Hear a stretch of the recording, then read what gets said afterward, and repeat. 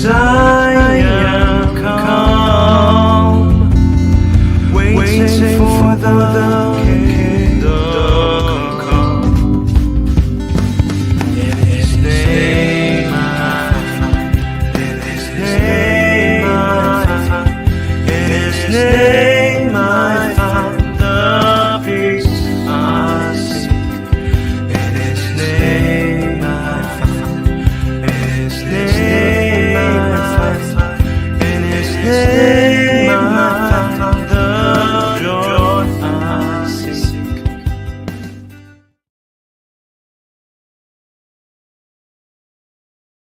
Shalom, Bapak Ibu, Saudara-saudari yang dikasihi Tuhan Yesus Kristus. Selamat malam, Bapak Ibu, Saudara-saudari di wilayah Indonesia. Saya juga mengucapkan selamat pagi untuk Bapak Ibu, Saudara-saudari di wilayah Amerika dan Kanada.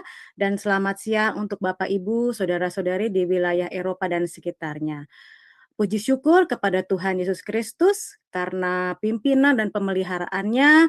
Kembali kita boleh bertemu di ibadah online Sema Adonai pada hari Minggu tanggal 22 Maret 2026, baik itu dari live streaming, Zoom maupun nanti siaran tunda YouTube. Baiklah, kita akan mendengarkan pujian pembuka yang akan dibawakan oleh Ibu Murni Brandes dengan judul Pujian Suci, Suci, Suci. Waktu dipersilahkan. Ya, shalom semua kekasih-kekasih Tuhan dimanapun semua berada saat ini. Saya ajak semua untuk memuji Tuhan, mengarahkan hati kita untuk benar-benar sungguh-sungguh memuji Tuhan. Dan kita akan masuk dalam hadirat Tuhan saat ini. Mari kita bersuka cita karena kita sudah memiliki kemenangan dari Kristus. Dari itu marilah kita mendengar firman Tuhan yang terambil dari Mazmur 8 ayat 2. Ya Tuhan, Tuhan kami, betapa mulianya namamu di seluruh bumi. Keagunganmu yang mengatasi langit dinyanyikan. Amin. Mari kita memuji dan menyembah Tuhan.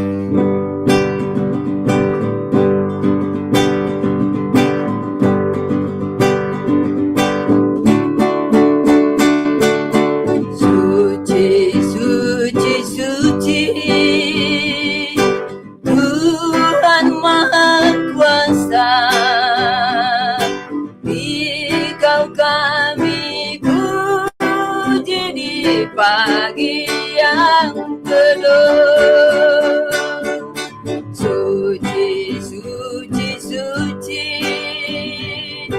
murah dan perkasa, Allah Tritunggal, agung namamu.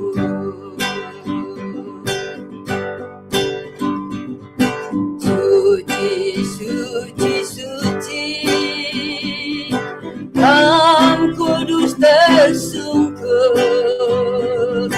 di depan tatamu memberi mahkotanya.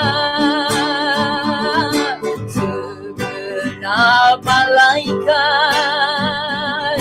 sujud menyembahmu, Tuhan yang ada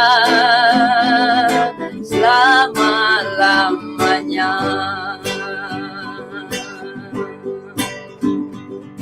Suci, suci, suci, walau tersembunyi, walau yang berdosa datang wajahmu, Kau tetap yang suci, tiada terimbangi. Kau maha kuasa, murni kasih-Mu. Suci, suci, suci, Tuhan Maha Kuasa, patut Kau dipuji seluruh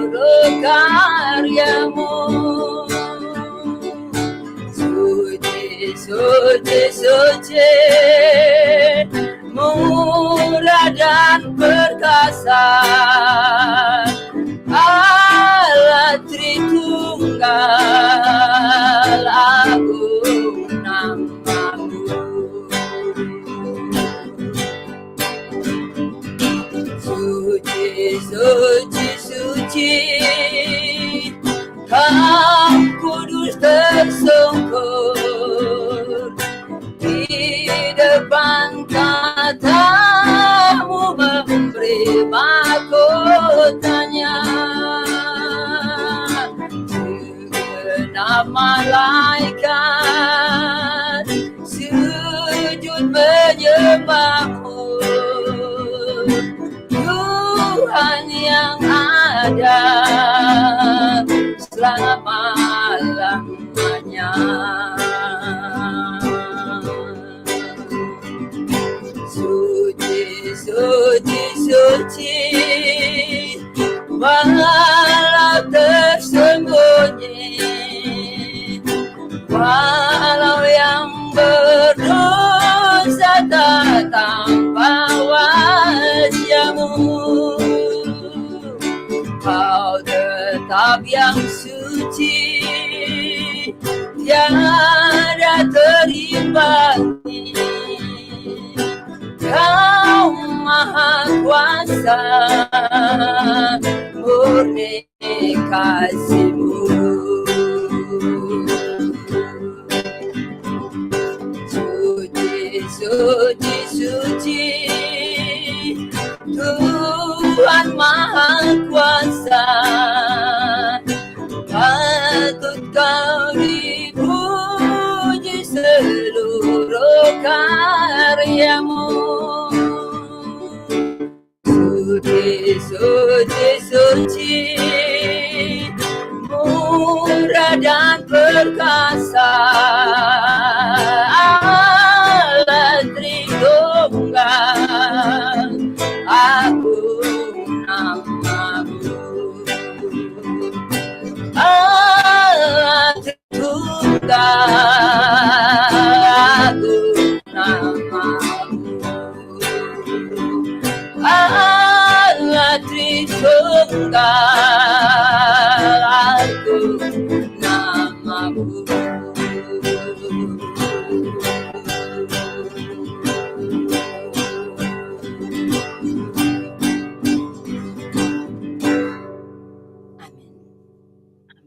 Terima kasih untuk pujian yang sudah dibawakan oleh Ibu Murni Brandes. Ya, kita memuji namanya karena Tuhan Maha Kuasa dan patutlah Ia dipuji. Seperti yang terambil dalam ayat Alkitab Wahyu 4 ayatnya yang ke-11.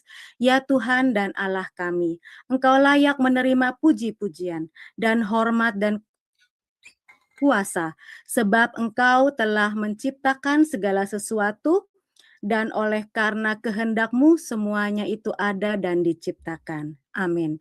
Baiklah, kita akan membuka ibadah kita dengan doa pembukaan. Mari Bapak Ibu kita satu dalam doa. Tuhan Yesus, kami mengucap syukur Tuhan atas kebaikan dan kasih karunia-Mu yang selalu ada untuk kami hingga saat ini. Dan kami dapat mengikuti ibadah online di Sema Adonai pada hari Minggu tanggal 22 Maret 2026. Bapa, saat ini kami mau memulai ibadah, kami mohon Tuhan pimpinan dan penyertaan-Mu dari awal, pertengahan hingga akhir, agar ibadah kami dan juga jaringan internet kami bisa berjalan dengan lancar tanpa kekurangan suatu apapun. Tuhan, kami mohon berkati pula yang melayani pada hari ini, baik itu dari pembawa liturgis, pembawa pujian, dan beberapa tim yang bekerja di belakang layar Tuhan, agar pelayanan dan ibadah ini juga bisa berjalan dengan baik. Dan nanti Tuhan, kami juga akan mendengarkan kebenaran firman-Mu yang akan disampaikan oleh Bapak Gembala kami, Bapak Pendeta Daniel Palungan MTH MD Min. Kami mohon Tuhan urapan-Mu untuk Bapak Pendeta Daniel Palungan dan juga kami Tuhan, agar apa yang Engkau firmankan melalui beliau bisa menjadi rema bagi kehidupan kami sehari-hari. Tuhan, kami mengucapkan terima kasih dalam nama Tuhan Yesus Kristus, kami sudah berdoa dan mengucap syukur. Haleluya. Amin. Ya, baiklah. Kita sekarang mau masuk ke dalam pujian dan penyembahan. Pujian tersebut kembali akan dibawakan oleh Ibu Murni Brandes dengan judul pujian Besar Anugerah-Mu. Silahkan Ibu Murni. Ya, besar anugerah-Mu Tuhan.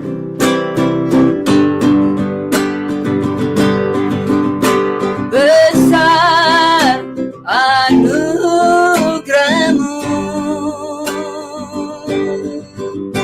berlimpah kasih-Mu,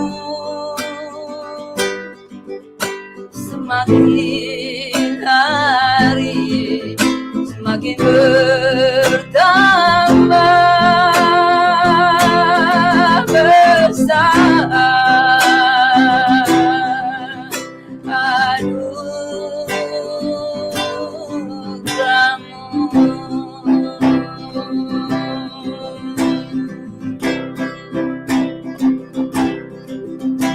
Besar anugerah-Mu, berlimpah kasih-Mu, semakin hari semakin bertambah besar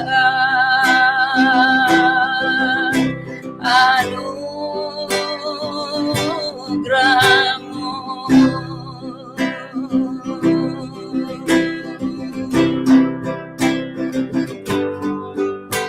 Ku ada sebagaimana ku ada, berdiri menghadap tatamu Bapa, semua karena anugerah-Mu yang telah selamatkanku. Ku hidup dalam segala kelimpahan, ku layak untuk melayani Tuhan, semua karena anugerah-Mu tercurah bagiku. Besar anugerah-Mu, berlimpah kasih-Mu, semakin hari semakin bertambah besar anugerah-Mu.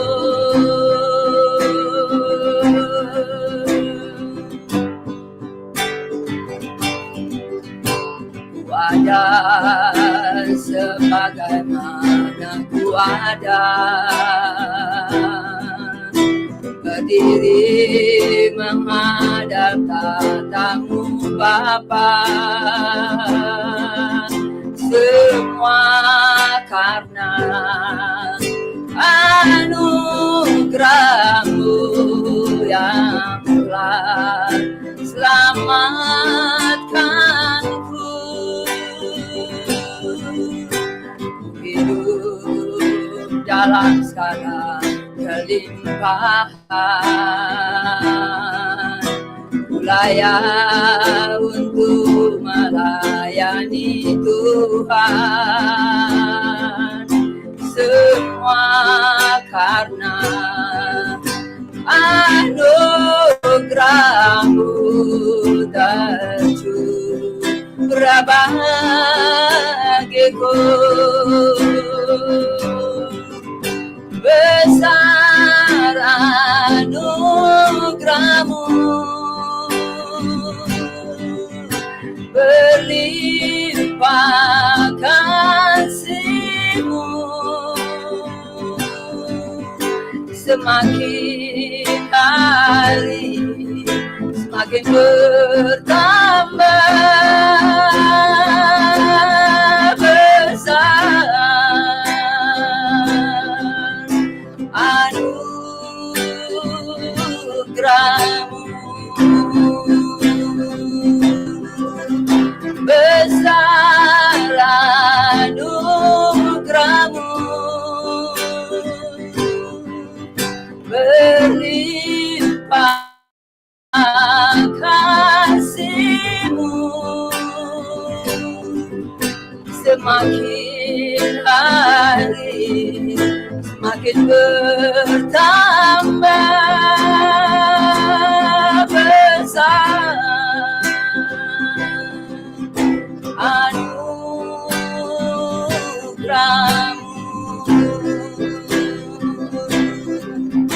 semakin hari semakin bertambah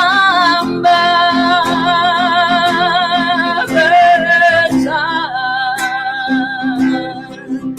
anugerahmu,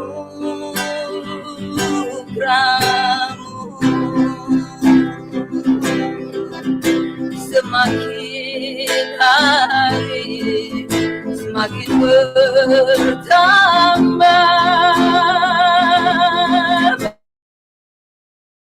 besar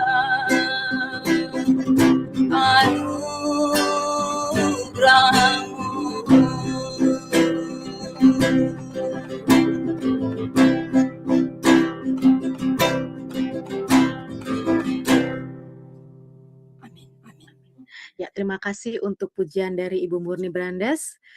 Besar anugerah-Mu. Ya, Bapak Ibu, apa yang kita dapatkan dalam kehidupan kita, itu semua adalah anugerah dan kasih karunia Tuhan. Kita patut bersyukur karena penyertaan dan anugerah-Nya selalu ada untuk kita sampai saat ini. Amin. Baiklah, sebelum kita masuk ke dalam firman Tuhan, kembali kita akan mendengarkan pujian terlebih dahulu yang akan dibawakan oleh Ibu Murni Brandes yang berjudul "Oh Tuhan, Pimpinlah Langkahku". Dipersilahkan.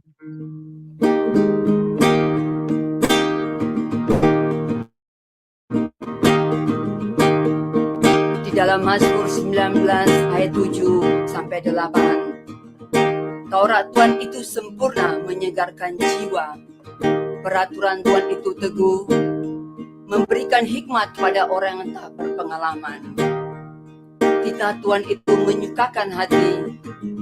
Perintah Tuhan itu murni, membuat mata percaya. Oh Tuhan, pimpinlah langkahku.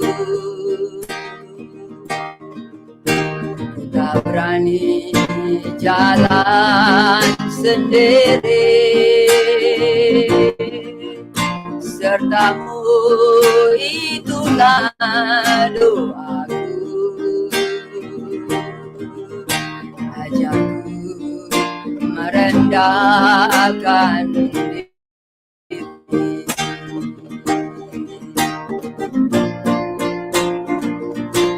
Oh Tuhan, pimpinlah langkahku. Tak berani jalan sendiri. Serta-Mu itulah doaku. Ajarku merendahkan diri.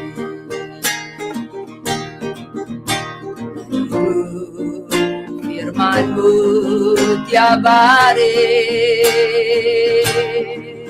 jadikan pelita dalam gelap, mencari domba yang sesat. Itulah kerinduan jiwaku. Itulah kerinduan jiwaku.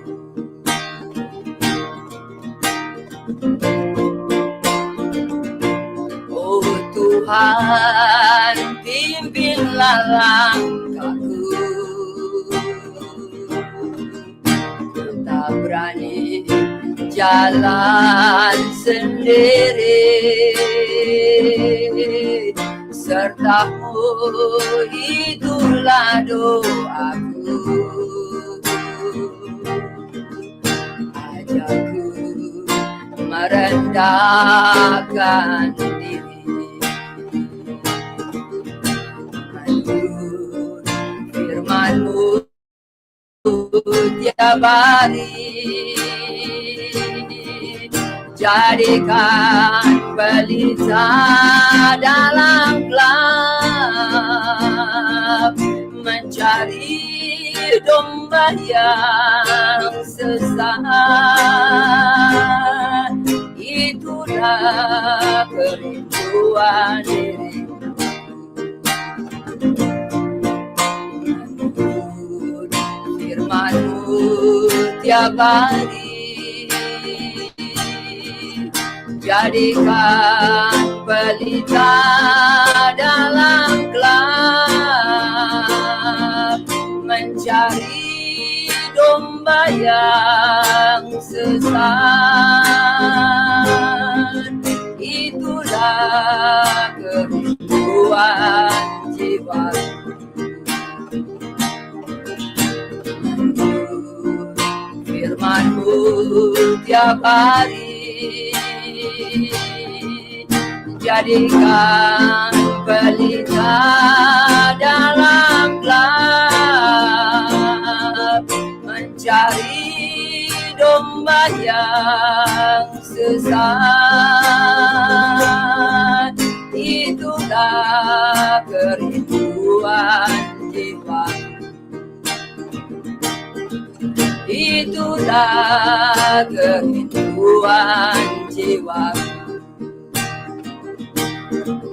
Itulah kerinduan jiwaku.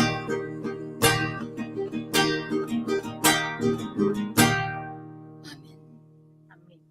Ya, terima kasih Ibu Murni untuk pujiannya. Baiklah Bapak Ibu, mari kita sekarang mempersiapkan hati dan pikiran kita untuk mendengarkan firman Tuhan. Tema kita minggu ini adalah menjadi orang tua rohani dari Nats 1 Korintus 4 ayat ke-6 sampai ke-27, dan minggu ini adalah sesi yang pertama yang akan disampaikan oleh Bapak Gembala kami, Bapak Pendeta Daniel Palungan, MTH, MDmin. Untuk waktu dan tempat, Bapak Pendeta Daniel kami persilahkan. Salam sidang jemaat yang kekasih, puji Tuhan, kita senantiasa diberkati Tuhan, dilindungi Tuhan, dijauhkan dari segala mara bahaya, dan kita diberi kesempatan untuk selalu bersekutu dengan Dia. Kita sudah mendengarkan puji-pujian, sekarang kita akan mendengarkan firman Tuhan. Sebelum kita membaca bagian firman Tuhan yang akan kita jadikan sebagai dasar perenungan kita pada saat ini, mari kita tunduk kepala, kita berdoa. Bapa yang ada di dalam surga, Bapa yang kami panggil di dalam nama Tuhan Yesus Kristus, kami sungguh berterima kasih Tuhan untuk anugerah-Mu yang nyata melimpah dalam hidup kami, penyertaan-Mu, kekuatan-Mu, kuasa-Mu yang juga selalu melingkupi kami, sehingga kami bisa ada sampai hari ini. Bapa, kami sudah menaikkan puji-pujian kami, sekarang kami mau membuka hati untuk mendengarkan firman-Mu. Berbicaralah kepada kami, ajarlah kami, tegurlah kami, tuntun setiap langkah hidup kami, supaya apapun yang kami kerjakan di dunia ini Tuhan, semuanya sesuai dengan kebenaran firman Tuhan, menyenangkan dan memuliakan hati-Mu. Terpuji nama-Mu Bapa. Kami berdoa, kami sambut kebenaran firman Tuhan dalam nama Yesus Tuhan dan Juru Selamat kami. Haleluya. Amin. Nah, Bapak Ibu yang kekasih di dalam Tuhan, kita tentu semua sudah mengerti apa itu orang tua. Siapa yang berhak untuk menyandang predikat orang tua? Apa tugas, apa tanggung jawab, juga kewajiban dan hak-haknya.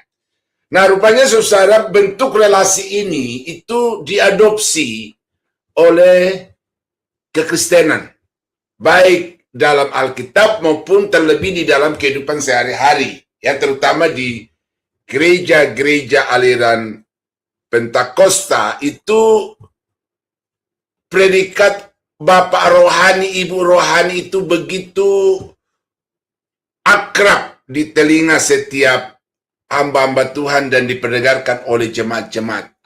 Tetapi sering saya melihat saudara bahwa kadang-kadang istilah atau hubungan Bapak rohani, Ibu rohani dengan anak rohani yaitu jemaat itu hanya dimaknai sebatas hubungan struktural. Ya, hubungan struktural itu hanya dalam satu organisasi. Saya sebagai gembala sidang adalah Bapak rohani dari jemaat yang saya layani. Istri saya sebagai ibu gembala, kemudian juga serta-merta melekat pada dirinya ibu rohani. Nah, jadi, oh ini ibu rohani kami, oh ini Bapak rohani kami. Gitu. Itu sapaan dari jemaat. Dan itu memang sesuatu yang baik, sesuatu yang bahkan menambah semangat dari hamba-hamba Tuhan dalam pelayanan. Tetapi saya pelajari dari Alkitab, khususnya dari teks yang akan kita baca hari ini Bapak Ibu, bahwa relasi Bapak rohani dan anak rohani itu tidak sebatas secara struktural organisasional, tetapi itu merupakan suatu kualitas hidup. Ya, nanti di bagian kesimpulan saya akan menyampaikan ada beberapa hal yang penting untuk kita pahami itu, bahwa Bapak rohani itu ini loh kualifikasinya, ya, meliputi ini dan seterusnya. Nah, karena itu maka sebelum saya lebih jauh membahas ini, kita baca dulu dari 1 Korintus 4 ayat yang ke-6 sampai dengan ayat-ayat selanjutnya 21 yang berkata,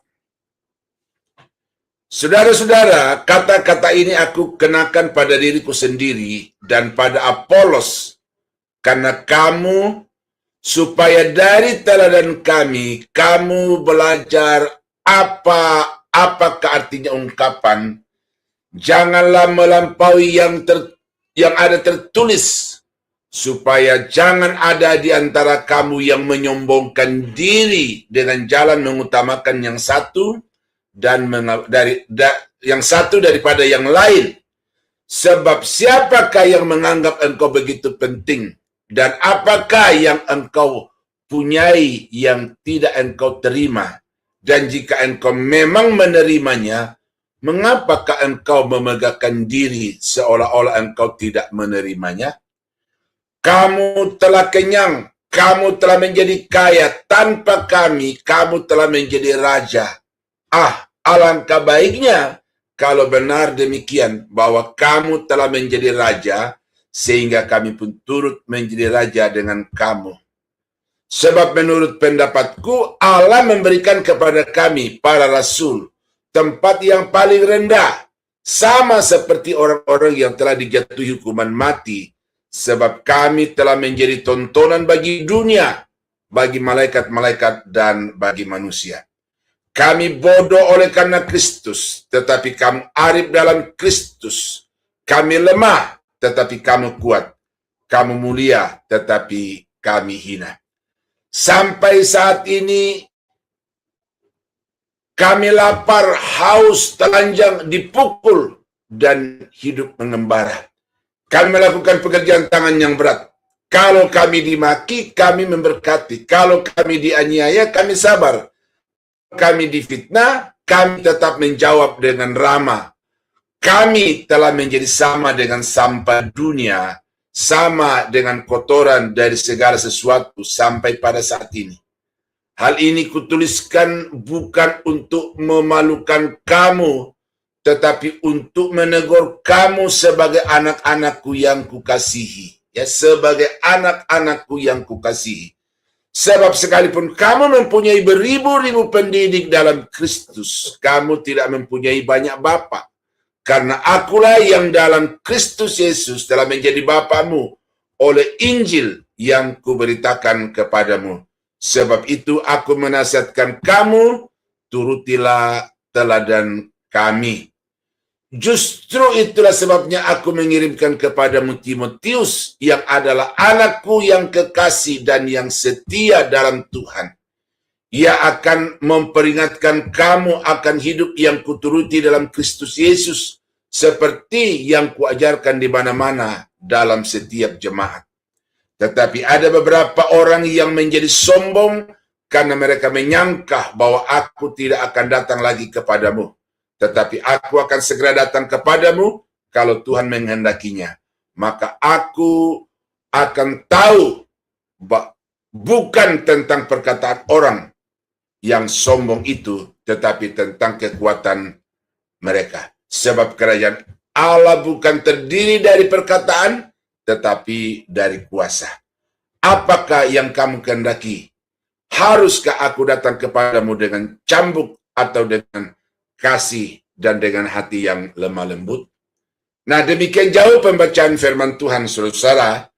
Dan ini adalah pernyataan hati Paulus untuk jemaat di Korintus. Dan dalam bagian yang saya sudah highlight itu, Paulus menjelaskan bahwa ada banyak pendidik-pendidik dalam Kristus. Ada banyak guru-guru di dalam Kristus bagi jemaat. Tetapi dari sekian banyak pendidik-pendidik, dari sekian banyak guru-guru itu, ternyata hanya sebagian yang dapat disebut sebagai bapak-bapak rohani. Dan Paulus salah satunya yang mengklaim diri, yang juga kemudian menyatakan bahwa dia dengan Apolos itu adalah bapak-bapak rohani bagi jemaat-jemaat, khususnya bagi yang ada di Korintus. Nah, jadi saudara sekalian, kita melihat di sini bahwa seseorang yang dapat disebut sebagai bapak rohani itu tidak cukup dari jabatannya, tidak cukup diukur dari kedudukan secara organisasi di dalam kekristenan. Tetapi dari apa yang kita baca pada hari ini, saudara, bahwa seseorang yang dapat disebut sebagai bapak rohani itu adalah orang-orang yang memang memiliki kualifikasi yang spesifik. Ya. Kalau di Indonesia ada gereja-gereja yang melakukan satu pelayanan yang disebut sebagai pembapaan. Ya. Jadi gereja di Jakarta tetapi membapai gereja yang ada di Kalimantan Utara, yang ada di Sulawesi dan lain sebagainya. Nah, saya belum melakukan penelitian ini, apa yang mereka maksudkan dengan pembapaan di sini. Tetapi yang saya melihat itu bahwa mereka juga melakukan satu tugas-tugas pembinaan, bagaimana membimbing gereja-gereja yang tadi disebut sebagai gereja anak itu, supaya kemudian mereka bertumbuh dan berkembang. Nah, jadi hubungan antar satu gereja yang ada di Kalimantan, di Sulawesi, kemudian ada di Jakarta itu adalah hubungan organisasional. Jadi belum masuk ke dalam hubungan secara personal dari seorang pendeta yang muda yang masih sedang mencari mengembangkan diri di dalam pelayanan dengan pendeta yang sudah senior. Ini bagaimana menjalin hubungan secara personal, itu yang saya belum lihat, karena apa yang saya dengar secara sekilas itu, kalau anak-anak di daerah itu mau datang untuk bertemu dengan bapaknya di Jakarta, itu melalui satu birokrasi yang begitu ketat, berjenjang, lingkaran 3, lingkaran 2, lingkaran 1, dan semuanya melalui interview. Nah, jadi apakah ini pantas disebut sebagai bapak rohani, atau oleh karena jabatan kedudukan yang kemudian mengangkat orang-orang itu pada satu posisi yang kemudian diberi julukan sebagai bapak rohani. Nah, dari ayat-ayat yang kita baca hari ini, Bapak Ibu, saya mau menyampaikan tentang hamba Tuhan sebagai bapak rohani. Paulus, Apolos sebagai bapak rohani. Nah, jadi ini tentu menjadi pola, menjadi contoh supaya saudara-saudara, entahkah saudara adalah pelayan di gereja-gereja tertentu sebagai gembala, atau hanya sebagai jemaat biasa, tetapi memenuhi kualifikasi ini, memenuhi kriteria ini, itu sebenarnya saudara juga dapat menjadi bapak rohani, ibu rohani bagi jemaat-jemaat yang lain. Nah, oleh karena itu firman Tuhan ini tidak berbicara tentang status kedudukan organisasional, tetapi berbicara tentang kualitas, kapasitas personal yang dengannya dapat dirasakan, dialami oleh orang lain sebagai bapak dan ibu rohani. Nah, karena itu maka ada kriteria-kriteria yang mutlak saudara harus pahami, kemudian melakukannya di dalam kehidupan sehari-hari, sehingga saudara juga dapat disebut sebagai bapak rohani, ibu rohani, gitu ya. Saya bisa saja disebut sebagai bapak gembala, ya, bapak gembala. Waktu kita pertemuan dengan Ibu Heni yang lalu, ya bingung juga gitu kan, katanya saya bapak gembala, ibu gembala di SMA ini siapa kan, gitu kan. Ya, secara organisasional ya Bu Heni gitu. Tetapi kalau di jemaat yang saya layani, ibu rohani ya ibu gembala ya istri saya kan gitu. Nah, jadi saudara, ini tidak berbicara tentang relasi kemanusiaan, tetapi ini berbicara tentang relasi fungsional, ya. Nah, oleh karena itu saya berharap bahwa ibu-ibu yang ada Jerman, bapak-bapak yang ada di Indonesia, ibu-ibu yang ada di Amerika itu kemudian nanti masuk dalam satu fungsi yang kemudian menjadi bapak rohani bagi orang-orang yang lain. Nah, kriteria yang pertama itu adalah memiliki sikap rendah hati. Ya, sikap rendah hati. Nah, dari ayat yang ke-6 sampai dengan ayat yang ke-10 sini ada beberapa pernyataan yang perlu untuk kita jadikan sebagai dasar untuk mengambil satu kesimpulan bahwa seorang yang dapat disebut sebagai bapak rohani, ibu rohani adalah orang-orang yang memiliki sikap kerendahan hati. Saudara-saudara, kata-kata ini aku kenakan pada diriku sendiri dan pada Apolos, karena kamu, supaya dari teladan kami kamu belajar apakah artinya ungkapan jangan melampaui yang ada tertulis, supaya jangan di antara kamu yang menyombongkan diri dengan jalan mengutamakan yang satu daripada yang lain. Dan sebab siapakah yang menganggap kamu begitu penting? Ya, siapa yang menganggap kamu begitu penting? Kemudian merasa diri lebih daripada yang lain. Dan apakah yang engkau punya yang tidak engkau terima? Dan jika engkau memang menerimanya, mengapa engkau memegahkan diri? Nah, kata memegahkan diri seolah-olah engkau tidak menerimanya. Jadi ini Paulus memberikan satu teguran kepada jemaat itu bahwa kamu itu, apa yang kamu punya baik secara material maupun secara karunia-karunia di dalam diri kamu, itu sebenarnya kamu terima semua dari yang memberi, yaitu Tuhan. Nah, karena semua yang kamu miliki itu adalah pemberian, maka itu tidak dapat menjadi alasan untuk kemudian menganggap diri lebih penting, lebih utama, lebih di atas daripada yang lain. Karena segala sesuatu yang kau punya itu adalah pemberian Tuhan. Kamu telah kenyang, kamu telah menjadi kaya, tanpa kami, kamu telah menjadi raja. Alangkah baiknya kalau benar demikian, bahwa kamu telah menjadi raja, sehingga kami pun turut menjadi raja dengan kami. Jadi, di sini Paulus memberikan satu pernyataan bahwa kamu itu menganggap diri bahwa sudah punya segala-galanya, bahkan kemudian kamu sudah menduduki satu jabatan tertinggi seperti seorang raja. Semua yang lain itu adalah budak, adalah hamba. Nah, tetapi apakah memang demikian? Ternyata tidak. Nah, jadi karena itu maka Paulus memberikan pernyataan ini untuk menyadarkan kepada jemaat di Korintus itu bahwa kesombongan itu tidak ada satupun yang dapat menjadi alasan untuk kita miliki dalam hidup ini. Sebab menurut pendapatku, Allah memberikan kepada kami para rasul tempat yang paling rendah, sama seperti orang-orang yang telah dijatuhi hukuman mati. Sebab kami telah menjadi tontonan bagi dunia, bagi malaikat-malaikat dan bagi manusia. Kami bodoh karena Kristus, tetapi kamu arif dalam Kristus. Kami lemah, tetapi kamu kuat. kamu mulia, tetapi kami hina. Jadi kita melihat di sini bagaimana Paulus menempatkan diri di antara jemaat itu sebagai orang yang miskin, orang yang bodoh, orang rendah, sebagai pelayan-pelayan dan sebagai tuan-tuan yang mau dilayani, tetapi dia menjadikan dirinya sebagai hamba-hamba yang memang ditetapkan oleh Tuhan untuk melayani. Nah, inilah satu sikap yang perlu kita tumbuh kembangkan di dalam kehidupan kita.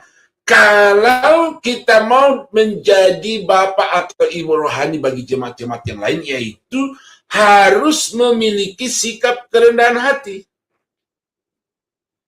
Menyadari diri bahwa saya ada sebagaimana ada oleh karena karunia Tuhan semata-mata. Apa yang saya bisa sombongkan di dalam hidup ini. Ya. Saya semakin merenungkan diri saya. Ya. Saya bersyukur saya melampaui satu jenjang pendidikan dan semuanya proses, bukan usaha dan berproses, bukan sesuatu yang kemudian saya raih dengan mudah. Ya. Banyak sekarang banyak pendeta yang datang ke sekolah tinggi teologi, datang, daftar, kemudian duit, di wisuda, dapat gelar. Itu sekarang itu sudah bertebaran di mana-mana di organisasi-organisasi gereja. Sarjana jadi-jadian, master dan doktor jadi-jadian. Karena itu ada sebuah buku yang saya baca bahwa perusak gereja di dunia ini adalah sekolah-sekolah tinggi teologi karena memberikan legalitas kepada orang yang tidak berkualitas. Nah, saya bersyukur bahwa saya berproses.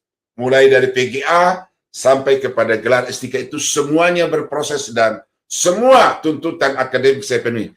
Tetapi semakin kemari saya merenungkan diri saya bahwa kalaupun saya bisa, itu adalah karena kekuatan, karena kuasa Tuhan. Oleh karena itu, saya tidak bisa menyombongkan diri. Ya. Orang melihat dari sisi ekonomi, yang memang lebih tidak pantas lagi untuk menyombongkan diri secara ekonomi. Tetapi saudara, ini membuat saya semakin sadar bahwa apa yang saya mau sombongkan di dalam hidup ini karena semuanya adalah pemberian Tuhan. Jadi anugerah Tuhan. Minggu lalu saya melayat teman satu persekutuan doa, kemudian dia masih muda, 50-an. Pelayanan sedang beranjak naik secara pertumbuhan jemaat, kuantitas, dan juga secara pertumbuhan ekonomi itu naik betul. Tetapi kemudian tiba-tiba dia naik tangga karena dia tinggal di ruko yang lantai 3, maka kemudian dia duduk dan berkata kepada istri, saya sudah tidak sanggup lagi. Kaget istrinya, ada apa kok?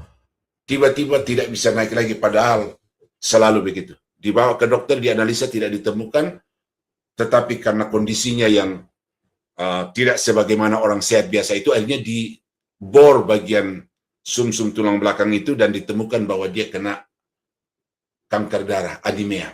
Ya, apa itu? Ya penyakit itulah. Ya. Jadi saya disadarkan lagi bahwa kalau seandainya Tuhan tidak memberikan saya kekuatan, saya tidak akan mencapai umur pada tahap ini. Kalau seandainya Tuhan tidak memberi kekuatan, saya tidak akan bisa eksis sampai hari ini. Nah, jadi karena itu saudara kekasih dalam Tuhan, ini perlu menjadi kesadaran kita secara bersama di dalam jemaat bahwa tidak ada seorang pun di dalam jemaat itu yang oleh karena dirinya sendiri dia ada sebagaimana dia ada, tetapi oleh karena anugerah Tuhan, maka dia bisa ada sebagaimana dia ada. Karena itu pendeta-pendeta, orang-orang kaya dalam gereja, jangan tinggi hati, tetapi sadari bahwa anugerah Tuhan begitu besar di dalam dirimu, sehingga engkau ada sebagaimana engkau ada. Kisah Rasul pasal 20 ayat 19. Dengan segala rendah hati aku melayani Tuhan. Ini perpisahan Paulus dengan tua-tua jemaat Efesus. Lalu kata-kata perpisahan itu Paulus mengungkapkan tentang bagaimana perjuangan dan pelayanannya selama kurang lebih 3 tahun di Efesus itu. Lalu dia berkata, dengan segala rendah hati aku melayani Tuhan. Dalam pelayanan itu aku banyak mencucurkan air mata dan banyak mengalami pencobaan dari pihak orang Yahudi yang mau membunuh aku. Jadi kalau aku bisa eksis dan kemudian bisa mencapai satu pencapaian yang secara ministry itu besar di Efesus, itu oleh karena anugerah Tuhan. Tantangan begitu besar. Datang dari pihak-pihak orang Yahudi, datang dari tokoh-tokoh masyarakat, datang dari preman-preman yang selalu berusaha untuk menghadang. Tetapi kalau kemudian aku bisa sampai pada detik ini, pada saat Paulus bertemu dengan jemaat, tua-tua jemaat itu, dia berkata itu karena anugerah Tuhan. Jadi aku selama 3 tahun melayani dengan kerendahan hati, dan itu sesuatu yang patut bukan kita akui karena pelayanan Paulus kalau kita baca di dalam sejarah pelayanannya. Nah, Efesus pasal 4 ayat 1 dan 2, ini nasihatnya kepada jemaat di Efesus. Sebab itu aku menasihatkan kamu, aku orang yang dipenjarakan karena Tuhan, supaya hidupmu sebagai orang-orang yang telah dipanggil berpadanan dengan panggilan itu. Hidup sesuai dengan panggilan, hidup sesuai dengan tujuan panggilanmu, yaitu hendaklah kamu selalu rendah hati, hendaklah kamu selalu lemah lembut, hendaklah kamu selalu sabar, dan hendaklah kamu selalu menunjukkan kasih di dalam saling membantu. Nah, jadi kalau Paulus berkata kepada jemaat, kamu harus selalu rendah hati, itu bukan hanya dengan kata-kata teori dari mulut, tetapi Paulus sendiri sudah membuktikan dalam kehidupan jemaat itu bagaimana hidup yang rendah hati itu yang dapat dirasakan, dapat dilihat, dan dapat dialami oleh orang-orang di sekitar kita. Nah, jadi saudara kekasih dalam Tuhan, itu kualifikasi pertama dari seseorang yang pantas untuk disebut sebagai bapak dan ibu rohani adalah orang yang memiliki sikap rendah hati. Nah, yang kedua, sikap terhadap situasi. Sampai pada saat ini kami lapar, haus, telanjang, dipukul, dan hidup mengembara.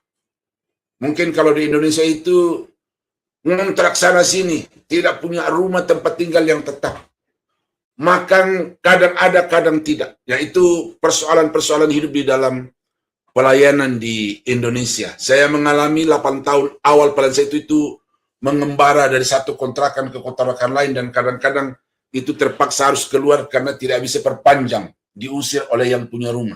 Tetapi saudara, itulah keadaan yang dialami oleh pada umumnya hamba-hamba Tuhan di seluruh Indonesia, bahkan di seluruh dunia sepanjang sejarah gereja, sama seperti Paulus.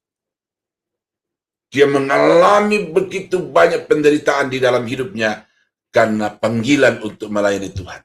Ayat 12, kami melakukan pekerjaan tangan yang berat. Kalau kami dimaki, kami memberkati. Kalau kami dianiaya, kami sabar. Kalau kami difitnah, kami tetap menjawab dengan ramah. Kami telah menjadi sama dengan sampah dunia, sama dengan kotoran dari segala sesuatu, sampai pada saat ini. Sikap terhadap situasi itu sangat menentukan kualitas hidupmu. Apa yang tersebar di dunia maya di Indonesia ini? Ada yang sebut sebagai warga Konoha, ya. Ada kemudian bahasanya sebagai oten-oten. Nah, saya mendapatkan satu ceramah di hari Idul Fitri itu, dia berkata sekarang ini bangsa Iran sedang berperang dengan anjing-anjing Israel dan Amerika. Tuh, kata-kata dari seorang tokoh agama, seorang yang dapat diteladani, tetapi kemudian melontarkan kata-kata yang tidak diseleksi secara baik, sehingga terlontar kata-kata yang bagi banyak orang itu sesuatu yang tidak pantas, menganjing-anjingkan orang lain. Nah, jadi saudara kekasih dalam Tuhan, itu sikap orang yang cermat, ya, itu tentu akan memberikan satu penilaian khusus. Dan yang menyebarkan video itu sampai ke HP saya itu bukan dari orang Kristen, tetapi dari orang-orang mereka sendiri, bahwa Ini sesuatu yang patut untuk kita renungkan sebagai pengikut, sebagai umat.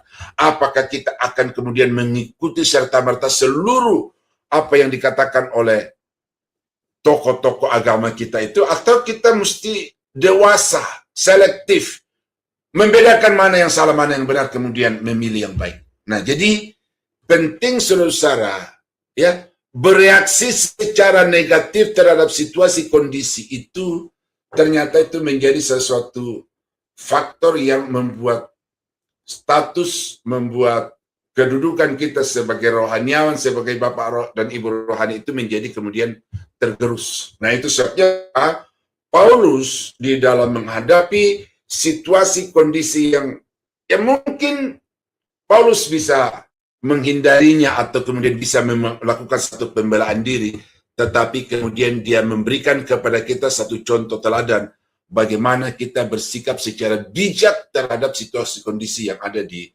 sekitar kita. Nah, jadi karena itulah maka seorang yang dapat disebut sebagai bapak dan ibu rohani itu adalah orang-orang yang memiliki kematangan rohani, seorang yang memiliki kematangan jiwa kedewasaan berpikir, sehingga dia tidak bersikap reaktif negatif terhadap sesuatu, tetapi dia menghadapi dengan tenang. Ya, ketika kami dianiaya, kami disabar, kami bersabar. Ketika kami dicaci maki, kami memberkati. Itu luar biasa, saudara-saudara ya. Ya, saya ketika membaca ayat ini, saya coba menempatkan diri saya pada posisi Paulus. Kalau saya dimaki, apakah saya sanggup untuk memberkati?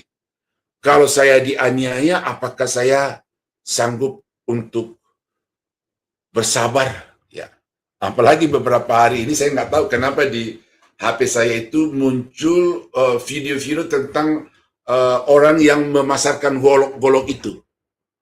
Ada yang diiris pakai kertas, ada yang dipakai potong bambu yang keras tetapi pisaunya kuat. Akhirnya saya ingin juga memiliki untuk mengoleksi itu. Ada yang panjangnya sepasang pisau dapur, tetapi ada yang panjangnya sepanjang mungkin 1 meter begitu, seperti samurai dari Jepang.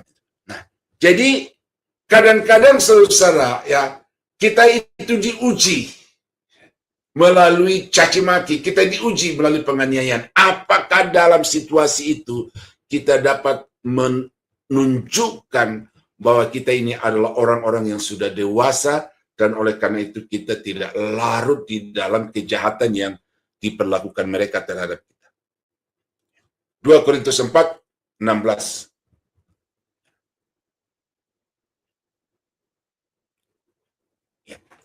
Sebab itu kami tidak tawar hati. Tetapi meskipun manusia lahiriah kami semakin merosot, namun manusia batinnya kami dibaharui dari hari ke hari. Sebab penderitaan ringan yang sekarang ini mengerjakan bagi kami kemuliaan kekal yang melebihi segala-galanya, jauh lebih besar daripada penderitaan kami. Sebab kami tidak memperhatikan yang kelihatan, melainkan yang tak kelihatan. Karena yang kelihatan adalah sementara, sedangkan yang tak kelihatan adalah kekal. Nah, ini jadi perspektif. Bagaimana menilai situasi. Lalu kemudian kemana kita harus arahkan hidup kita, orientasikan hidup kita, kemudian kita sandarkan pengharapan kita. Apa yang lebih kita utamakan dalam hidup ini? Itu cerminan ekspresi dari kedewasaan. Bagaimana kita bersikap terhadap situasi. Dan Paulus ini melihat bahwa dalam pelayanan kami di dunia ini, ekonomi makin merosot. Penghasilan semakin tidak jelas. Kondisi tubuh jasmani karena usia, karena situasi medan pelayanan yang begitu berat makin merosot. Tetapi kemudian Paulus berkata, kami tidak memperhatikan yang kelihatan. Yang kami perhatikan adalah yang tidak kelihatan. Karena yang kelihatan itu sementara, tetapi yang tidak kelihatan itu kekal. Jadi artinya orientasi hidup Paulus itu adalah kepada kekekalan. dunia ini adalah tempat untuk memperjuangkan kekekalan, tetapi dunia ini bukan kekekalan. Nah, karena itulah saudara kekasih dalam Tuhan, dari segi pelayanan, ya, saya mau katakan kepada saudara, layani Tuhan. Selama ada waktu di dunia ini kita layani Tuhan. Apa yang kita investasikan dalam hidup kita di dunia ini, itu akan dituai, akan diperhitungkan nanti di dalam kekekalan. Dan jangan saudara berjuang dengan sekuat tenaga untuk meraih dunia ini. Karena dunia ini sementara, dunia ini akan kita tinggalkan. Tetapi surga, kekekalan itu menanti kita. Dan itu keadaan kita nanti sangat ditentukan oleh bagaimana perjuangan dan pergumulan kita di tengah-tengah dunia ini. Termasuk salah satunya adalah bagaimana kita menyikapi situasi kondisi yang ada di sekitar kita. Ya, kadang-kadang saudara-saudara saya terpancing dengan situasi di dunia maya. Ada 3 profesor, ya, doktor, 1-2 profesor yang suka komentar di dunia maya itu tentang Palestina Israel. Saya melihat salah satunya tidak berkata, kalau bukan karena orang Palestina, Indonesia tidak mungkin merdeka. Ketika saya mendengarkan itu perasaan kebangsaan saya itu menjadi tergugat. Lalu saya berkata, kalau begitu, apa peranannya si Singamangaraja? Apa peranannya Pongtiko? Pongtiko itu dari kecamatan di Toraja, kampung saya itu, pahlawan nasional. Kalau Palestina yang memerdekakan Indonesia, apa peranannya Ki Hajar Dewantoro? Apa peranannya itu pahlawan-pahlawan nasional yang saya sudah lupa namanya karena ini pelajaran SD gitu. Imam Bonjol, lain sebagainya itu. Nah, jadi ini profesor doktor yang memberikan satu komentar tetapi begitu tendensius, dan kemudian saya kasih komentar itu yang kadang-kadang juga keluar kata-kata botol itu. Jadi satu ekspresi kegemasan kalau yang memberi komentar itu adalah orang-orang sekelas Suma, sekelas Hussein Gaza itu saya, tetapi kalau sudah berkelar doktor, profesor, tetapi komentarnya itu tendensius seperti itu tergugat saya secara akademik dan juga secara emosi gitu. Nah, kadang-kadang saudara, kemudian setelah saya itu ada teman yang kemudian, Pak Daniel jangan keluar. Pak Daniel kendalikan diri gitu. Jadi saya disadarkan sejak saat itu, lalu ya kemudian saya cool down lagi. Nah, jadi saudara kekasih dalam Tuhan ini, bagaimana kita bersikap terhadap situasi itu menjadi tolok ukur ya kedewasaan kita di dalam Tuhan, yang olehnya kita dapat disebut sebagai Bapa Rohani. Nah, Roma 8 ayat yang ke-18. Sebab aku yakin bahwa penderitaan zaman sekarang ini tidak dapat dibandingkan dengan kemuliaan yang akan dinyatakan kepada kita. Jadi, dalam kehidupan masa kini banyak penderitaan, banyak aniaya, caci maki, dikucilkan, diusir, diancam, dibunuh. Tetapi Paulus berkata itu tidak terlalu memusingkan, karena aku tahu bahwa kemuliaan yang akan diterima, yang telah disediakan oleh Tuhan untuk diberikan dalam kekekalan nanti, itu jauh lebih dibandingkan dengan penderitaan sekarang ini. Dan ini menyatakan sikap hidup, sikap batin, kedewasaan berpikir Paulus di dalam menghadapi situasi dan kondisi. Nah, itu yang kedua.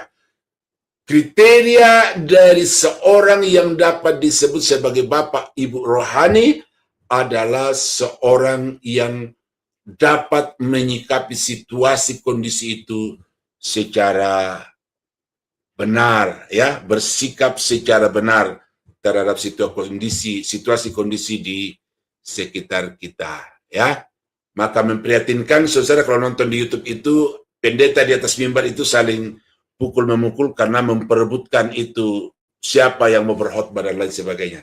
Rapat majelis gereja dengan anggota jemaat itu kemudian bangku-bangku, meja-meja itu jungkir balik.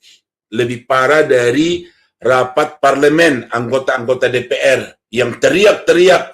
Ada juga bangku-bangku, ada juga kursi-kursi yang melayang. Tetapi orang memaknai itu wajar. Tetapi kalau dalam gereja itu menjadi tidak wajar. Nah, jadi sikap-sikap terhadap situasi kondisi kita itu perlu saudara pikirkan dan ambil sikap yang positif supaya saudara dapat disebut sebagai bapak atau ibu rohani. Orang tua rohani, ya, orang tua rohani. Nah, kriteria yang ketiga dari seseorang yang dapat disebut sebagai bapak, ibu rohani, orang tua rohani adalah memberi teguran berdasarkan kasih. Ya, jadi dia tidak mendiamkan kecurangan-kecurangan, tidak membiarkan pelakuan-pelakuan yang negatif, yang tidak sesuai dengan firman Allah, tetapi dia bereaksi secara tegas, mendisiplin secara alkitabiah, tetapi kemudian dasarnya adalah kasih. Ya, ini ayatnya. Ayat yang ke-14 dari 1 Korintus 4 ayat yang ke-14. Hal ini kutuliskan bukan untuk memalukan kamu, bukan untuk mempermalukan kamu sebenarnya gitu ya, tetapi untuk menegur kamu sebagai anak-anakku yang kukasih. Nah, jadi teguran itu, disiplin itu adalah ekspresi kasih. Nah, ini penting saudara ya. Kita sekarang ini ada di antara zaman yang kadang-kadang mau membelenggu kita sebagai orang tua terhadap anak. Saya masuk dulu dalam rumah tangga, orang tua terhadap anak. Sehingga kalau seorang anak itu merasa teraniaya dan ada bukti-buktinya, dia punya hak untuk melaporkan bapaknya kepada polisi. Nah, ini sudah ada undang-undangnya. Ya, di Amerika sudah ada. Kemudian di Indonesia namanya Undang-Undang Perlindungan Anak dan Perempuan. Jadi seorang bapak tidak diperkenankan lagi untuk memberikan, ya, kalau penganiayaan keras karena tanpa batas itu memang patut. Tetapi kalau umpamanya orang tua itu mencambuk anaknya dengan rotan karena dia merasa wajib untuk memberikan satu ganjaran kepada anaknya karena dia melakukan sesuatu yang salah, itu bagi saya tidak pantas untuk dipidanakan. Karena itu kita melihat sekarang ini di Indonesia kekurang ajaran itu bertambah-tambah. Ada anak golokin mamanya. Ada anak tendang, jadikan bola ibunya hanya karena tidak memberikan uang jajan. Kemudian di sekolah-sekolah di Indonesia sekarang kita melihat bagaimana anak-anak yang kurang ajar terhadap guru-gurunya. Itu akibat dari negara intervensi ke dalam urusan rumah tangga, hubungan antara orang tua dengan anak. Nah, Alkitab mengatakan saudara bahwa mendisiplin itu kewajiban orang tua. Bahkan rotan itu direkomendasikan oleh Alkitab. Karena di ujung rotan ada kehidupan. Itu kata Amsal Salomo. Nah, jadi menegur itu alkitabiah. Nah, tapi yang penting di sini adalah motivasinya kasih. Aku menegur kamu bukan karena aku benci, bukan aku tidak suka, tetapi aku menegur kamu karena aku mengasihi kamu. Ya. Barang siapa aku kasihi, ia ku tegur dan ku hajar. Tuh, kata hajar. Bukan ajar. Kalau ajar itu adalah transfer of knowledge, tetapi kalau hajar itu berarti cemeti, cambuk. Sebagai satu bentuk disiplin dari Allah kepada umatnya. Sebab itu relakanlah hatimu dan bertobatlah. Jadi ada sesuatu yang mau dicapai oleh Tuhan di dalam kehidupan umatnya. Dan karena itu orang yang hidupnya sembrono, orang-orang Kristen yang hidupnya tidak sesuai dengan Alkitab, itu dia masuk di dalam satu program khusus dari Tuhan berdasarkan kasih, yaitu ditegur, didisiplin, dihajar. Ya, Wahyu 3:19. Dalam Amsal 27 ayat 5 dan 6. Lebih baik teguran yang nyata-nyata daripada kasih yang tersembunyi. Ya, jadi tegur. Kalau ada saudara-saudara kita yang kurang disiplin, tegur. Tetapi tegurnya bukan untuk mempermalukan. Tegurannya adalah untuk memperbaiki kehidupannya, dan tegurannya adalah sebagai satu wujud dari kasih. Nah, seorang kawan memukul dengan maksud baik, tetapi seorang lawan mencium secara berlimpah-limpah. Saya tahu penjilat-penjilat, istilah di depan dia begitu manis, tetapi kemudian sebenarnya dia ada maksud yang terselubung. Nah, ini orang-orang ini perlu untuk kita disiplin, dan karena itu kalau ada orang yang menegur saudara, jangan anggap orang itu musuh. Kalau ada orang yang mendedikasikan diri, membaktikan diri kayak kok secara tidak pantas melewati kepantasan, justru saudara mesti waspada. Karena biasanya orang-orang ini adalah serigala yang berbulu domba. Perang di Timur Tengah, saudara, itu saya ketemu satu analisis dari seorang, ya saya nggak kenal orangnya, tetapi kemudian berkata bahwa Amerika itu ditusuk dari belakang oleh koalisinya di NATO. Jadi ada semacam pengingkaran terhadap janji setia pada saat mau deklarasikan koalisi atau kebersamaan itu. Nah, kadang-kadang di dalam hubungan kita sehari-hari, baik dalam rumah tangga, keluarga, maupun juga dalam jemaat, susah, itu kita menemukan orang-orang seperti itu. Dan di sini Soleman sebagai orang yang paling bijaksana yang pernah ada di tengah-tengah dunia ini, memberikan satu pernyataan, lebih baik teguran yang nyata-nyata daripada kasih yang terselubung. Jadi, kalau saudara ditegur oleh bapak rohanimu, entah itu melalui khotbah di mimbar, entah itu melalui satu perbincangan secara langsung, secara private, tidak usah merasa, oh saya kok dibenci oleh bapak rohani saya kok ditembak dari mimbar dengan ayat-ayat. Tidak usah seperti itu, tetapi mari, kata Tuhan kepada jemaat di Laodikia, relakanlah hatimu dan bertobatlah. Jadikanlah itu sebagai satu alat koreksi diri. Pernyataan pendeta itu hanya pemantik, supaya saudara kemudian memiliki satu jalur untuk kemudian dapat menemukan kekurangan-kekurangan yang wajib untuk dikoreksi oleh diri sendiri. Nah, jadi saudara kekasih dalam Tuhan, teguran itu tidak selamanya menjelekkan, tidak selamanya menjatuhkan, tetapi teguran itu secara alkitabiah justru merupakan ekspresi dari kasih. Nah, seorang bapak rohani, seorang ibu rohani, orang tua rohani, itu dia tidak boleh menyimpan kesalahan dari anak-anak rohani itu secara berlarut-larut, tetapi segera nyatakan, perbaiki. Ya, satu kesan dengan bapak saya dulu, saudara, ya, itu dia suruh adik saya, ada dua adik perempuan saya, disuruh untuk pergi ke kebun memetik sayur. Ada satu sayur yang unik lah, ciri khas daerah kami itu. Pergi. Nah, tapi rupanya kedua adik saya ini tidak pergi. Lalu saya melihat bapak saya itu diam. Didiamkan dua orang ini.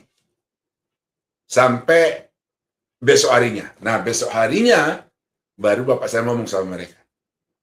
Kalian disuruh untuk pergi memetik sayur. Tapi kok tidak melakukannya. Nah, jadi selama 1 hari 1 malam itu, bapak saya menyimpan ada satu perasaan yang tidak puas di dalam dirinya terhadap kedua adik saya karena tidak dituruti maunya. Nah, tetapi kemudian besoknya dia berikan teguran itu. Nah, jadi saudara kekasih dalam Tuhan, itulah satu dinamika di dalam keluarga yang kadang-kadang ketika kita mengalaminya kita seperti dikecewakan, tetapi kemudian di belakangan hari kita sadar ternyata itu sesuatu yang dapat memperbaiki hidup kita, dan oleh karena itu maka jadilah orang tua rohani yang kemudian tidak sungkan-sungkan untuk memberi teguran, tetapi motifnya kasih dan pada waktu yang tepat.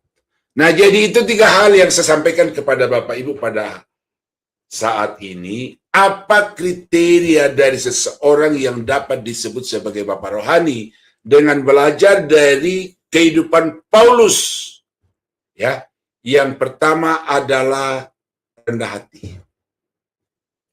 Yang kedua adalah bersikap secara dewasa terhadap setiap situasi di dalam hidup ini. Situasi yang mengecewakan tidak kemudian bereaksi secara negatif. Situasi yang menyenangkan kemudian tidak lupa daratan, tetapi bereaksi secara tepat. Dan yang ketiga, kriteria seorang bapak rohani adalah seorang yang memberi teguran berdasarkan kasih kepada setiap jemaat-jemaatnya. Nah, bisa saja apa yang disampaikan kepada Bapak Ibu ini bisa merupakan teguran, tetapi tidak ada alasan bagi saudara untuk menuduh saya, karena secara personal saya tidak mengerti, tidak mengenal siapa saudara di tempat saudara masing-masing. Tetapi saya berdoa supaya firman Tuhan yang saya sampaikan ini itu kiranya dapat mengena kepada situasi hidup saudara, sehingga kemudian saudara dapat memperbaiki diri untuk dapat menjadi orang tua rohani bagi orang-orang Kristen baru di sekitar saudara. Tuhan Yesus memberkati. Mari kita tunduk kepala, kita berdoa. Bapa di surga, terima kasih untuk firman-Mu pada saat ini. Kami diajar oleh Paulus bagaimana kami harus menjadi orang-orang tua rohani bagi jemaat-jemaat di sekitar kami. Kami mengerti bahwa jabatan orang tua rohani itu bukan karena struktur organisasi, tetapi julukan itu oleh karena fungsi, karena kenyataan hidup yang dapat dirasakan orang-orang sekitar kami dari dalam kehidupan kami. Kiranya firman ini ya Tuhan termateri di dalam hati kami, supaya di mana saja kami berada, kami dapat menjadi orang tua rohani bagi orang-orang percaya di sekitar kami. Kami berdoa, kami mengucap syukur dalam nama Yesus, haleluya. Amin. Amin, amin. Terima kasih untuk Bapak Pendeta Daniel Palungan untuk kebenaran firman yang sudah diberikan, di mana kita belajar bagaimana untuk menjadi bapak atau ibu rohani bagi orang-orang di sekitar kita, yaitu adalah memiliki sikap rendah hati.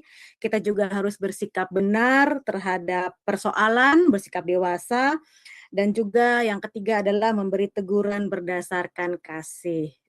Sangat memberkati sekali ya Bapak, untuk saya juga saya jadi belajar bagaimana seandainya saya bisa menjadi bapak atau ibu rohani. Terima kasih. Semoga apa yang Bapak Pendeta sampaikan pada hari ini bisa kami aplikasikan dan kami jalankan di dalam kehidupan kami sehari-hari. Amin. Baiklah, kita akan sekarang masuk ke dalam info persembahan yang akan disampaikan oleh Bapak Sam Siagian. Dipersilahkan, Pak. Baik, terima kasih Ibu Dewi. Baik Bapak Ibu yang ingin memberikan persembahan untuk pelayanan di Sema Adonai, untuk pemberitaan firman di Sema Adonai, bisa ditransfer melalui Bank BCA dengan nomor rekening 78902328871 atas nama Petra AXX CXXXXXXX. Beri kode angka 7 di akhir nominal. Contohnya 20.000 menjadi 20.007. Terima kasih Bapak Ibu yang sudah memberikan persembahan untuk pelayanan di Sema Adonai. Terima kasih. Saya kembalikan kepada Ibu Dewi. Dipersilakan. Ya, terima kasih Pak Sam untuk info persembahan dan juga kami juga mengucapkan terima kasih kepada Bapak Ibu yang sudah mensupport pelayanan kami di Sema Adonai. Baiklah, kita akan masuk ke dalam doa syafaat yang akan dipimpin oleh Ibu Heni. Waktu dan tempat dipersilakan Ibu. Ya, baik. Terima kasih, Dewi. Bapak Ibu, mari kita satukan hati di dalam doa ya. Bapa kami yang bertata di kerajaan surga, Bapa yang kami sembah di dalam nama Tuhan Yesus, kami sangat mengucap syukur dan berterima kasih atas kehadiran-Mu di dalam ibadah online Sema Adonai. Kami menerima kebenaran firman-Mu ya Bapa, dan dari kebenaran firman-Mu kami menyadari betapa pentingnya menjadi orang tua rohani ya Bapa. Bapa, ajari kami selalu untuk memiliki sikap yang rendah hati ya Bapa. Karena dengan sikap, dengan kerendahan hati itu Tuhan, citra Tuhan di dalam kehidupan kami semakin bersinar dan banyak orang yang dapat melihat bahwa ada Tuhan yang berkarya di dalam kehidupan kami. Bapa, kami juga mau Bapa, di dalam kehidupan kami sehari-hari, kami mau bersikap benar terhadap setiap persoalan yang kami hadapi. Bapa, ini memang sungguh berat ya Bapa. Kami membutuhkan pertolongan Roh Kudus untuk memampukan kami ya Bapa, agar di dalam teguran itu Tuhan, di saat kami mau memberikan, itu bukan untuk menghakimi, tetapi biarlah teguran itu Tuhan yang berdasarkan kasih-Mu ya Bapa. Bapa, biarlah kebenaran firman-Mu ini mewarnai setiap kehidupan kami. Bapa, kami mau berterima kasih atas hamba-Mu yang telah Engkau pakai secara heran dan ajaib. Biarlah Bapak Engkau terus yang menambah-nambahkan hikmat kepada Pak Pendeta Daniel Palungan. Tuhan, Engkau memberkati hidupnya Papa. Telah terbukti kasih-Mu sepanjang hidupnya. Dia sering menyaksikan bagaimana kasih-Mu Tuhan yang mencukupi segala kebutuhannya menurut kekayaan-Mu ya Papa. Dan juga ya Bapak, begitu banyak pertolongan yang dia hadapi selama ini. Tuhan, kami mau terus ya Bapa mendukung hamba-Mu ini, dan kami mau meletakkan hamba-Mu ini di dalam tangan kasih-Mu. Terus Tuhan, Engkau memelihara kesehatannya, dan terus Tuhan, Engkau menambah-nambahkan hikmat Tuhan sebagai dosen Tuhan, pengajar untuk menyampaikan kebenaran firman, sebagai gembala sidang ya Tuhan, sebagai kepala rumah tangga ya Bapa, sebagai pengajar ya Bapa. Biarlah terus Tuhan Engkau memakai hamba-Mu ini di dalam pelayanannya di penjara Tuhan. Biarlah terus Tuhan Engkau terus menyediakan semua apa yang dia perlukan, apa yang menjadi kebutuhannya ya Bapa. Dan hamba berdoa dimanapun di dalam perjalanan pelayanannya, penyertaan-Mu selalu ada ya Bapa. Seluruh keluarga Pak Daniel Palungan hamba serahkan di dalam tangan kasih-Mu, dan biarlah Tuhan hamba akan terus Tuhan mendukung dia di dalam doa supaya apa yang direncanakan untuk angkatan ketiga nanti SSOBC. Kalau memang Tuhan mau memakai sekolah ini Tuhan, Engkau akan mengirimkan murid-murid baru ya Bapa untuk belajar bersama-sama Pendeta Daniel Palungan ya Bapa. Bapa, hamba juga mau berdoa untuk pemerintahan kami Indonesia. Tuhan, Engkau melihat pergumulan apa yang terjadi buat Indonesia. Begitu banyak Tuhan sekarang berita-berita negatif ya Tuhan yang membuat rakyat di Indonesia pecah belah ya Bapa. Bukan perang agama Tuhan, tetapi mereka memakai masalah-masalah dunia ini mengacaukan pemerintahan Indonesia. Tuhan, hamba berdoa, biarlah saat ini Indonesia dilawati dengan kasih sayang-Mu Tuhan, kasih anugerah-Mu Tuhan, pertobatan yang terjadi secara luar biasa Bapa. Kami telah melihat ya Bapa begitu banyak jiwa-jiwa dimenangkan. Biarlah Bapa kami meletakkan Indonesia untuk kemuliaan nama-Mu. Dari Sabang sampai Merauke ya Tuhan, hamba berdoa saat ini. Lawatan-Mu terjadi Tuhan. Hamba berdoa saat ini untuk setiap hamba-hamba Tuhan, para penginjil, evangelis Tuhan, guru-guru sekolah minggu yang melayani Engkau untuk memberitakan berita kemenangan, berita keselamatan ini ya Bapa, melalui Tuhan Yesus Kristus ya Bapa. Mari Bapa Engkau memakai setiap hamba-hamba-Mu ini. Tuhan, hamba mendengarkan begitu banyak kesulitan yang mereka hadapi ya Bapa di dalam perjalanan dalam pelayanan mereka. Tuhan, hamba berdoa saat ini, Tuhan, berikan mereka kekuatan, berikan mereka kesehatan ya Bapa, dan cukupkan segala kebutuhan mereka. Tuhan, mari Tuhan, Engkau menyediakan segala apa yang mereka perlukan, baik kesehatan yang terus mereka inginkan Tuhan. Mari Tuhan, Engkau juga yang menjamah setiap mereka Tuhan, urapan-Mu turun Tuhan, sehingga waktu pengabaran Injil ini terjadi Tuhan, ada transformasi yang terjadi besar-besaran ya Bapa. Banyak jiwa-jiwa dijamah ya Bapa.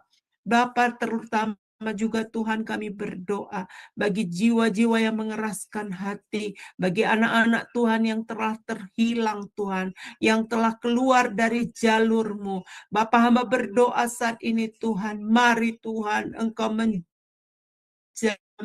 Engkau menjamah dan mengembalikan mereka kepadamu. Lembutkan hati mereka ya Bapa, untuk dengarkan akan kebenaran firman-Mu.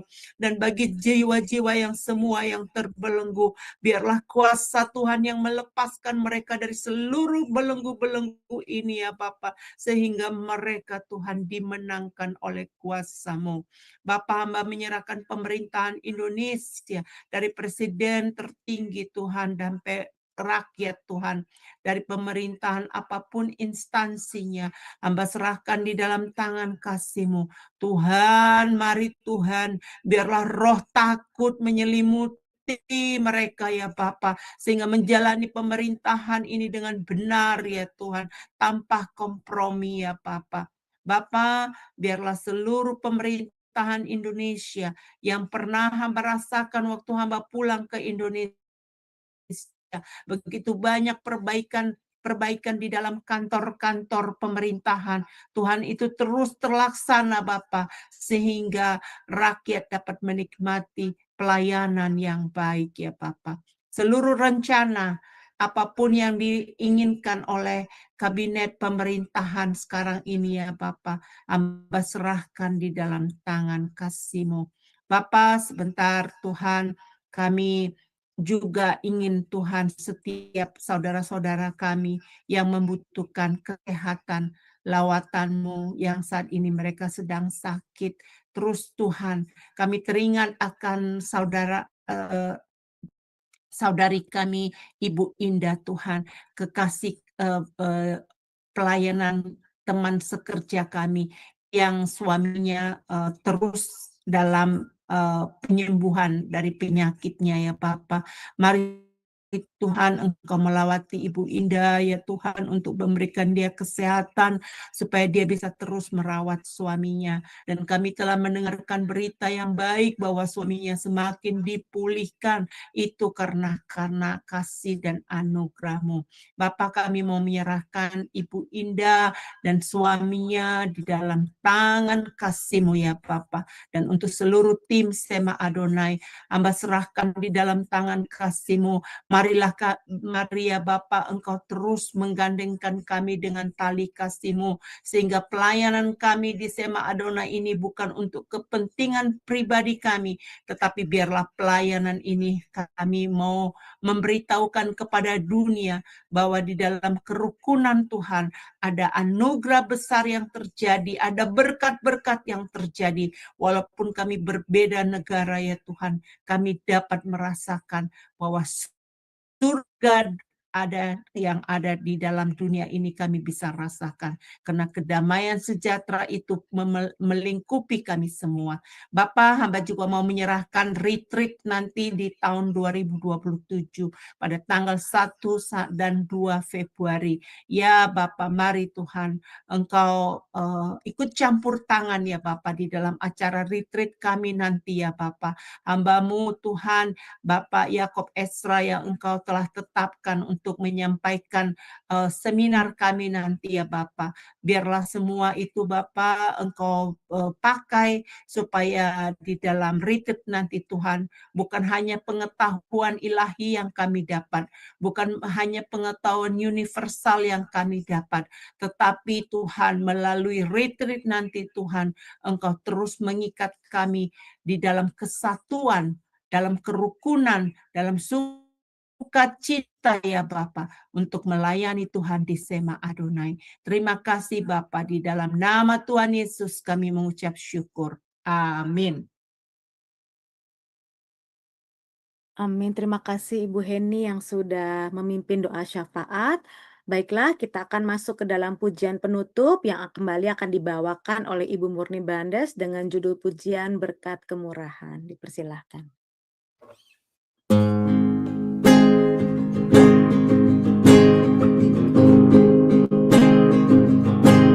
Terima kasih Yesus, Engkau sangat baik, teramat baik bagiku.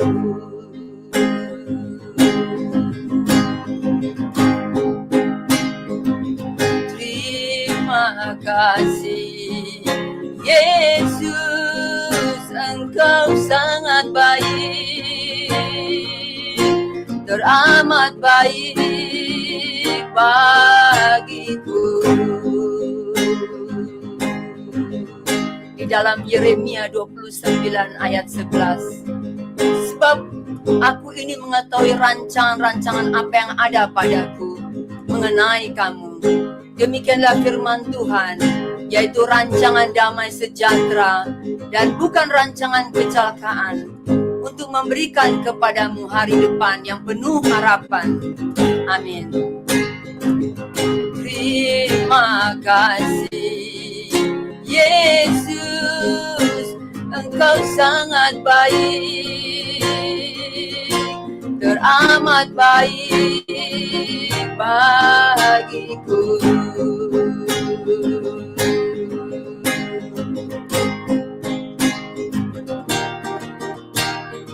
Kau hiasi kehidupanku dengan kemurahan-Mu.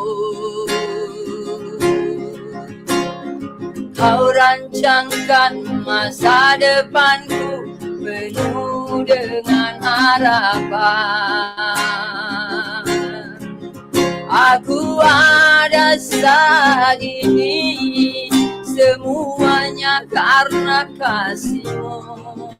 Aku hidup hari ini semua berkat kemurahan-Mu.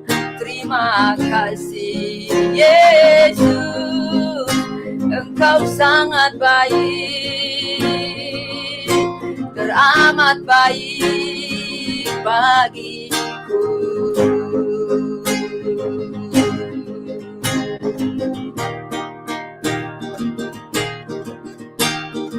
Kau hiasi kehidupanku dengan kemurahan-Mu.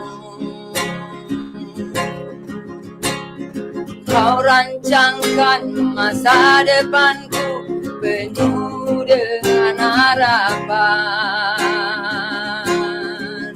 Aku ada kasih-Mu. Aku hidup hari ini semua berkat kemurahan-Mu. Terima kasih Yesus, Engkau sangat baik, teramat baik bagiku. Terima kasih Yesus, Engkau sangat baik, teramat baik bagiku. Kau hiasi kehidupanku dengan kemurahan-Mu. Kau rancangkan masa depanku penuh dengan harapan. Aku ada saat ini semuanya karena kasih-Mu. Aku hidup hari ini semua berkat kemurahan-Mu. Terima kasih Yesus, Engkau sangat baik, teramat baik bagiku. Terima kasih Yesus, Engkau sangat baik, teramat baik bagiku. Terima kasih Yesus, Engkau sangat baik, teramat baik bagiku.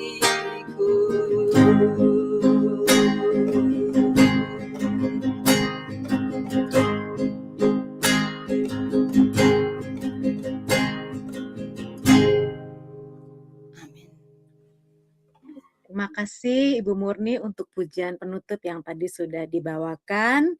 Ya Bapak Ibu, Tuhan begitu baik, Tuhan merancangkan masa depan kita dengan penuh harapan, kasih dan kemurahan Tuhan selalu melingkupi hidup kita hari demi hari. Amin. Baiklah, kita akan masuk ke dalam doa berkat Tuhan yang akan diberikan oleh Bapak Gembala kita, Bapak Pendeta Daniel Palungan. Waktu dipersilahkan Bapak. Bapa di surga, kami sungguh berterima kasih atas semua yang sudah kami alami di dalam ibadah ini. Puji-pujian yang begitu menguatkan, memberikan satu pernyataan yang sangat tegas bahwa Engkau Allah kami begitu baik dan dapat kami andalkan di dalam setiap pergumulan kami. Terima kasih untuk tuntunan firman Tuhan yang boleh membekali kami untuk dapat menjadi orang tua rohani kepada anak-anak Tuhan yang masih sedang bertumbuh di dalam Engkau. Kiranya dengan semuanya Tuhan, kami semakin efektif di dalam pelayanan kami, dan juga kami semakin terus bertanggung jawab atas kepercayaan Tuhan di dalam pelayanan kami kepadamu.